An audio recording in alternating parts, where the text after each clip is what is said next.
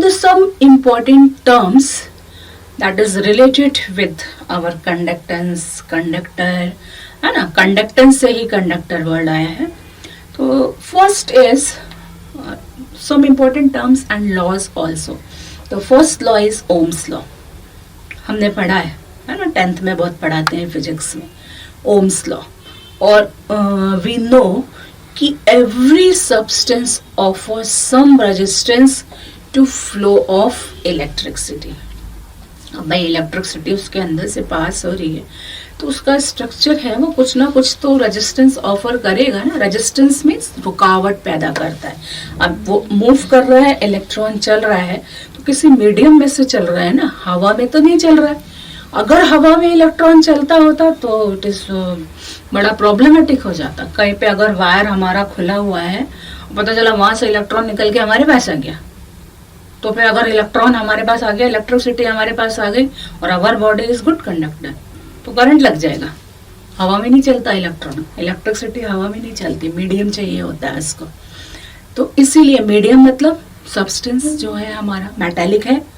और अगर हमारा सोल्यूशन है तो अभी हम सोल्यूशन वाले की बात कर रहे थे, इलेक्ट्रोलाइट वाले की बात कर रहे थे.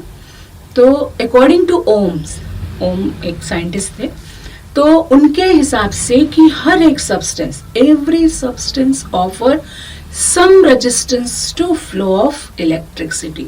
जब वो अंदर से इलेक्ट्रॉन मूव करता है, इलेक्ट्रिसिटी पास होती है, तो एक ना कुछ रेजिस्टेंस जरूर, रुकावट होती ही है. अब इसी बात को ध्यान में रखकर ओम्स लॉ आया हमारा. तो according to this law the potential difference applied across the conductor is directly proportional to the current flowing in it. Means potential difference V directly proportional to the current is I, means V is directly proportional to I. ये proportional का sign हटेगा, एक constant आएगा, that is R. तो V is equal to R I. I को उधर ले जाते तो V upon I is equal to R. This R is resistance here. And what is the unit of this resistance? V potential difference की unit volt, current की unit ampere.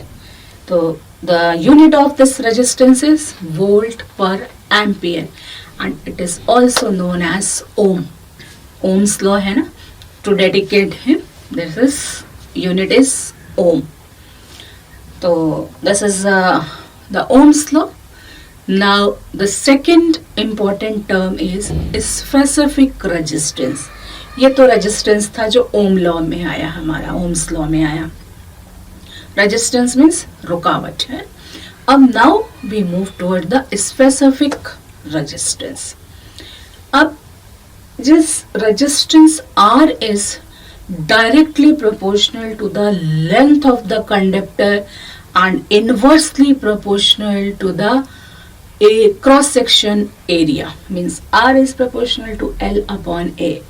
Length जितनी लंबी होती जाएगी रेजिस्टेंस उतना बड़ा होता जाएगा और हमको उतना कम आउटपुट मिलेगा. यही कारण है कि जहाँ पर ये हमारे ट्रांसफार्मर्स नहीं होते हैं और बहुत दूर से अगर बांस के पोल या किसी और तरीके से लाइट हम कहीं से लेके जाते हैं तार लगा के, तो बल्ब बहुत धीमा जलता है, रेजिस्टेंस बढ़ जाता है, आउटपुट कम हो जाता है बिकॉज ऑफ दैट. तो रेजिस्टेंस जितना ज़्यादा लेंथ बढ़ती जाएगी हमको उतना कम पावर मिलेगा. ठीक है, तो हम बात कर रहे हैं स्पेसिफिक रेजिस्टेंस की. वापस आते हैं हम. तो R is proportional to L upon A. Proportional का साइन हटाएंगे, एक कांस्टेंट यहाँ फिर आएगा, दैट इज रो. तो R is equal to rho L upon A. तो this rho is specific resistance. अब if the length of the conductor is 1 centimeter and cross section area of conductor is 1 centimeter square, then this resistance become equal to the specific resistance, and we can say resistance of 1 centimeter cube conductor is specific resistance और specific resistivity. Very simple है ना, दोनों बराबर हो जाएगा अगर length 1 centimetre होगी और क्रॉस सेक्शन एरिया हमारा 1 सेंटीमीटर स्क्वायर होगा। अब हम रो को उधर ले जाते हैं, then the equation become rho is equal to R A upon L. ये हमने क्यों किया? For calculating the unit of rho.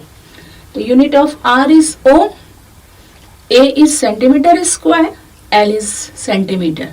तो 1 सेंटीमीटर से दूसरा सेंटीमीटर कटा तो ओम सेंटीमीटर। तो this is the unit of specific resistance और specific resistivity, that is ohm centimetre.